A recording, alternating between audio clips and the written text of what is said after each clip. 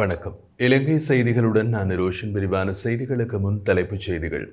தேசிய பொருளாதாரத்தை வலுப்படுத்த ஒரு நீண்ட இடைவெளிக்கு பிறகு இப்போது முக்கிய வாய்ப்பு உருவாகியுள்ளது என்று ஜனாதிபதி நம்பிக்கை. ரணிலுக்கான விசாரணையை தொடர்ந்து முன்னாள் ஜனாதிபதிகள் பலர் வரிசையில் உள்ளதாக அனுருகுமார திசாநாயக்க தெரிவிப்பு. வர்த்தக அமைச்சர் வசந்த சமரசிங்கவை மோசடி வழக்கில் சந்தேக நபராக பெயரிட வேண்டுமா என்பது தொடர்பாக எதிர்வரும் ஜூன் மாதம் 16ஆம் தேதி உத்தரவு. இலங்கையில் 2025ஆம் ஆண்டுக்கான பொருளாதாரம் 3.9% வளர்ச்சியினை சந்திக்கும் என்று ஆசிய அபிவிருத்தி வங்கி எதிர்பார்ப்பு. தொடர்வது விரிவான செய்திகள். நாட்டின் தேசிய பொருளாதாரத்தை பலப்படுத்த ஒரு நீண்டகால இடைவெளிக்கு பிறகு இப்போது நமக்கு ஒரு முக்கிய வாய்ப்பு உருவாகியுள்ளதுடன் அதற்கு தேவையான நடவடிக்கைகளை எங்களால் மட்டுமே மேற்கொள்ள முடியும் என்பதில் உறுதியாக இருக்கின்றோம் என்று ஜனாதிபதி அனுருகுமார திசாநாயக்க தெரிவித்துள்ளார். தேசிய மக்கள் சக்தியின் வெற்றி நமதே ஊர் எமதே என்ற மக்கள் பேரணி தொடரின் ஒரு பகுதியாக கண்டி மகியாவு பகுதியில் நடைபெற்றிருந்த நிகழ்வொன்றின் போது ஜனாதிபதி இவ்வாறு பேசியுள்ளார். தொடர்ந்தும் உரையாற்றிய ஜனாதிபதி, அமெரிக்க வரி கொள்கை எமது நாட்டின் பொருளாதாரத்தில் எதிர்மறையான தாக்கங்களை ஏற்படுத்திக் கொள்ள சூழ்நிலையை நாம் எதிர்கொள்வதற்கு தயாராக இருக்க வேண்டும். வரி கொள்கை, பொருளாதார அழுத்தங்கள் அல்லது உலகளாவிய தொற்று தாக்கங்கள் எந்த வடிவத்தில் வந்தாலும் எமது பொருளாதாரம் பாதிக்கப்பட வாய்ப்பு உண்டு. இந்த பிரச்சனைக்கு தீர்வாக அமெரிக்க ஜனாதிபதிக்கு நான் கடிதம் ஒன்றை அனுப்பியிருந்தேன். அந்த கடிதம் அவர்களிடம் பெற்றதாகவும் அதைத் தொடர்ந்து நடவடிக்கைகள் எடுக்கப்பட்டுவதாகவும் எமக்கு அறிவிக்கப்பட்டுள்ளது. அதனிடத்து திரைசேரியின் செயலாளர் முக்கிய தீர்மானங்கள் மற்றும் பரிந்துரைகள் குறித்து முன்மொழிவுகளை வழங்கியுள்ள அதே நேரம் அனைத்து கட்சி தலைவர்களுடன் கலந்துரையாடி அவர்களின் கருத்துக்களையும் பெறுவதற்கான முயற்சிகளும் மேற்கொள்ளப்பட்டுள்ளன. அமெரிக்காவின் வரி நடவடிக்கைகள் எமது நாட்டை பாதிக்காதவாறு முன்னெச்சரிக்கையாக நடவடிக்கைகள் எடுக்கப்பட்டுள்ளதுடன் அதனை எதிர்கொள்ளும் வகையிலும் திட்டமிட்ட செயற்பாடுகள் நடைபெற்று வருகின்றன. தேசிய பொருளாதாரத்தை பலப்படுத்தும் முயற்சி தொடர்ந்து நடந்து வருவதோடு இந்த பயணமே எமது நாட்டின் எதிர்காலத்திற்கான பாதுகாப்பான பாதையாக அமையும். நாங்களே இதை முன்னெடுக்க வேண்டியவர்கள். பல தசாப்தங்களுக்கு பிறகு இப்போது நாடு வெளித்தெழுந்து இதற்கு தயாராகியுள்ளது என்றார். தென்னாப்பிரிக்காவின் உண்மை மற்றும் நல்லிணக்க ஆணைக்குழு முறைமையினை பின்பற்றி பட்டலந்து முகாமுக்கு பொறுப்பேற்றவர்கள் மீது நீதிமன்ற நடவடிக்கைகளை எடுத்து அவர்களுக்கு உரிய தண்டனைகளை வழங்குவோம் என்று சபை முதல்வரும் அமைச்சருமான பிமல் ரத்நாயக்க தெரிவித்தார். பாராளுமன்றத்தில் சமீபத்தில் நடைபெற்ற பட்டலந்த விசாரணை ஆணைக்குழு அறிக்கையினை பற்றிய விவாதத்தில் பங்கேற்று உரையாற்றிய அவர் இது தொடர்பாக பல முக்கியமான குறிப்புகளை வலியுறுத்தியுள்ளார். இந்த விசாரணை அறிக்கையின் வழியாக நாங்கள் செயல்படுவது பழிவாங்குவதற்கல்ல, மாறாக நல்லிணக்கம் ஏற்படுவதை எமது குறிக்கோள் என்றும் அவர் தெரிவித்திருந்தார். அவர் மேலும் குறிப்பிட்ட போது பட்டலந்த அறிக்கையில் வரலாற்று அடிப்படையிலான பல முக்கிய தகவல்கள் இடம்பெற்றுள்ளன. கடந்த காலங்களில் மக்கள் போராட்டங்களில் ஈடுபட்டது உண்மைதான். ஆனால் அதற்கு முன்னதாக இருந்த ஒடுக்குமுறைகளுக்கு அரசாங்கமே பொறுப்பேற்க வேண்டியுள்ளது. 1983ஆம் ஆண்டு மக்கள் விடுதலை முன்னணி தடை செய்யப்பட்டதும் 1987ஆம் ஆண்டு வரை நாட்டில் எந்த ஒரு ஆயுத போராட்டமும் இல்லை. ஆனால் அந்த 4 ஆண்டுகளில் பயங்கரமான மனித உரிமை மீறல்கள், அழிவுகள் இடம்பெற்றுள்ளன. 1987இல் இலங்கை இந்திய ஒப்பந்தம் கைச்சாத்தான போது நாடளாவிய தீவைத்தலை நடத்திய எதிர்க்கட்சியாக இருந்த ஸ்ரீலங்கா சுதந்திர கட்சிதான். அந்த கட்சி ஐக்கிய தேசிய கட்சியும் மக்கள் விடுதலை முன்னணியும் இடையே ஏற்பட்ட முரண்பாடுகளை சந்தர்ப்பமாக்கி கலவரத்தில் ஈடுபட்டது. இதற்கான சாட்சிகளும் தெளிவாக உள்ளன. ஜி.ஆர். ஜெயவர்தன 1982ஆம் ஆண்டு தேர்தலில் எந்த உரிமை காரணமும் இல்லாமல் ஒத்திவைத்தார்.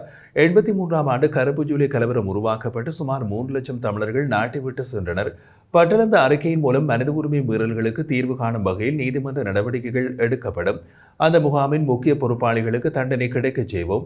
மேலும் உலகத்தரத்திலான விசாரணை நிபுணர்களை அழைத்து மனித உரிமை மீறல்கள் தம்மை பற்றிய பலமாக சம்பந்தப்படுத்திய ரணில் விக்ரமசிங்கவுக்கு அவரது இறுதி காலத்திலாவது தண்டனை வழங்குவோம் என்றார்.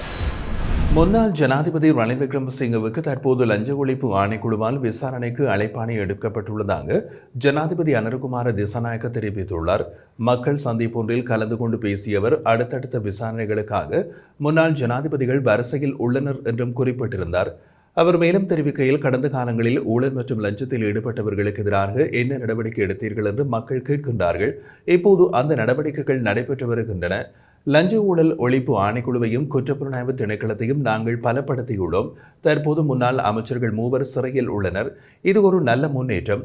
ஊவா மாகாண முன்னாள் முதலமைச்சர் கைது செய்யப்பட்டதையும் அதற்கு பின்னர் ரணில் விக்ரமசிங்கே கூறிய கருத்துக்களையும் மக்கள் கவனத்தில் எடுத்துள்ளார்கள். ஒருவர் குற்றவாளியா அல்லது அப்பாவியா என்பதை தீர்மானிப்பது நீதிமன்றத்தினுடைய கடமை. ஆனால் ரணில் விக்ரமசிங்கவுக்கு இப்போது விசாரணைகளுக்கு அழைப்பாணை வந்துள்ளது. அவர் 17ஆம் தேதி அழைத்திருந்த போது அன்று புதுவருட பிறப்பென்று கூறி அவர் மறுத்ததோடு பெரிதொரு தினத்தை கேட்டுள்ளார். இந்த நிலையில் இதுபோல சந்தர்ப்பங்களில் விசாரணைக்கு அழைப்பது அரசியல் பழிவாங்கலா என்றும் அவர் கேள்வி எழுப்பியிருந்தார். முந்தைய அரசாங்கங்களில் ஒருபோதும் முன்னாள் ஜனாதிபதிக்கு இந்த மாதிரியான அழைப்பாணை வந்ததில்லை. ஆனால் இன்று அவர்கள் அனைவரும் விசாரணை வரிசையில் உள்ளார்கள். இது நீதிக்கான புதிய கலாச்சாரத்தை குறிக்கிறது என்றார். கல்கிச நீதவான் ஏடி சாதுரிகா டி சில்வா வர்த்தக அமைச்சர் பசந்த சமரசிங்கவை மோசடி வழக்கில் சந்தேக நபராக பெயரிட வேண்டுமா என்பது தொடர்பாக எதிர்வரும் ஜூன் 16ஆம் தேதி தமது உத்தரவை வழங்குவதாக அறிவித்துள்ளார். இந்த வழக்கு தேசிய தொழிலாளர் நிறுவனம் என அழைக்கப்படும் அறக்கட்டளைக்கு சொந்தமான கட்டிடம் தேசிய தொழிலாளர் காங்கிரஸ் என்ற பெயரில் செயற்பட்டவர்களால் 3.6 மில்லியனுக்கு குத்தகைக்கு விடப்பட்ட சம்பவத்துடன் தொடர்புடையது. வழக்கில் அமைச்சர் சமரசிங்கவின் பெயரும் இடம்பெற்றுள்ள நிலையில் பாதிக்கப்பட்ட தரப்புக்காக முன்னிலையான சட்டத்தரணி மைத்ரி குணரத்ன சமரசிங்கவையும் அவரது நெருங்கியவர்கள் சிலரையும் சந்தேக நபர்களாக பெயரிடுமாறு கோரிக்கை விடுத்துள்ளார். கொழும்பு மோசடி விசாரணை பிரிவு சமர்ப்பித்த ஆரம்ப அறிக்கைகளின் அடிப்படையிலே சம்பவத்துடன் அமைச்சர் மற்றும் அவரது நண்பர்களுக்கு தெளிவான தொடர்பு இருப்பது தெரிய வருவதாக நீதிமன்றத்தில் சட்டத்தரணி குறிப்பிட்டுள்ளார். மேலும் சம்பந்தப்பட்ட தொழிலாளர் காங்கிரசின் தலைவராக அவர் தன்னை காட்டினாலும் குறித்த சொத்து அந்த அமைப்புக்கு சொந்தமானது அல்ல என்றும் சமரசிங்கவுக்கும் அவரது கூட்டாளிகளுக்கும் தேசிய தொழிலாளர் நிறுவனத்தில் எவ்வித பதவியோ அதிகாரமோ இல்லை என்றும் அவர்கள் வெளியாட்களை எனவும் அவர் வலியுறுத்தினார். இதனை அமல்படுத்தி அவர்களை முறையாக சந்தேக நபர்களாக சேர்க்க நீதிமன்றம் நடவடிக்கை எடுக்க வேண்டும் என்றும் கோரிக்கை விடுக்கப்பட்டுள்ளது. எனினும் இந்த விவகாரம் தொடர்பான முக்கிய தீர்ப்பு எதிர்வரும் ஜூன் மாதம் 16ஆம் தேதி அறிவிக்கப்படும் என்று கல்கிச நீதவான் குறிப்பிட்டுள்ளார். இலங்கை மத்திய வங்கியின் வருடாந்திர பொருளாதார விமர்சன அறிக்கையின்படி மின்சார கட்டணங்களை தொடர்ந்து குறைப்பது செலவுகள் குறையாத நிலையில் இலங்கை மின்சார சபையின் நிதி செயல்திறனே பெரிதும் பாதிக்கப்படக்கூடும் என்று எச்சரிக்கப்பட்டுள்ளது. 2024 ஜனவரியில் 20% மின்சார கட்டணங்கள் குறைக்கப்பட்டன. இருப்பினும் இந்த கட்டண மாற்றம் மின் உற்பத்தி மற்றும் விநியோக செலவுகளை எவ்வளவு உண்மையாக பிரதிபலிக்கின்றது என்பது தெளிவாகவில்லை. மேலும் 2024ஆம் ஆண்டு மின்சார கட்டணங்கள் இருமுறை மாற்றப்பட்டுள்ளன. மார்ச்சில் 21.9% மற்றும் ஜூலையில் 22.5% மீண்டும் குறைக்கப்பட்டன. இதன் விளைவாக ஆண்டுக்கு பின் பாதியில் மின்சார சபையின் மாதாந்திர லாபம் கணிசமாக குறைந்துள்ளதாக அந்த அறிக்கை வெளிப்படுத்தியுள்ளது. இலங்கையில் 2025ஆம் ஆண்டுக்கான பொருளாதாரம் 3.9% வளர்ச்சியினை சந்திக்கும் என்று ஆசிய அபிவிருத்தி வங்கி எதிர்பார்ப்பு வெளியிட்டுள்ளது. இதேவேளை அமெரிக்கா விதித்துள்ள வரி தீர்வுகளை பற்றி கருத்து தெரிவித்துள்ள ஆசிய அபிவிருத்தி வங்கியின் இலங்கைக்கான மூத்த பொருளியலாளர் லிலியா அலெக்சாண்டியன் அவை மீதமுள்ள நாடுகளுக்கும் பொருளாதார தாக்கங்களை ஏற்படுத்தக்கூடியவை என்று கூறினார். எனினும் அந்த வரிகளில் இருந்து விலக்குகள் வழங்கப்படலாம் அல்லது பேச்சுவார்த்தைகளின் மூலம் அந்த வரிக்கான விகிதங்களை குறைக்கலாம் எனவும் அதன் விளைவாக நாடுகள் குறைந்தளவான தாக்கங்களையே எதிர்கொள்ள நேரிடும் என்றும் அவர் சுட்டிக்காட்டினார். அதே நேரம் இலங்கை நிதி மற்றும் நாணய கொள்கைகள் உறுதியான முறையில் நிர்வகிக்கப்பட்டு வருவதால் வெளியுறவு கடன்கள் மற்றும் பணவீக்கம் குறைவடைந்துள்ளன என்று ஆசிய அபிவிருத்தி வங்கியின் இலங்கைக்கான பணிப்பாளர் தெரிவித்தார். இதுவரை கிடைத்த முன்னேற்றங்கள் பாராட்டத்தக்கவை என்றும் நாட்டின் பொருளாதார மீட்பு இன்னமும் மோசமான நிலையில் உள்ளது என்றும் அவர் தெரிவித்திருந்தார். மேலும் தற்போது பொருளாதார நிலைத்தன்மை ஒரு நிலைக்கு வந்துள்ள நிலையில் நீண்டகால வளர்ச்சியினை உறுதி செய்ய மேலமைப்பு ரீதியான மறுசீரமைப்புகளை தொடர்ச்சியாக மேற்கொள்வது அவசியம் என்றும் அவர் வலியுறுத்தியுள்ளார்.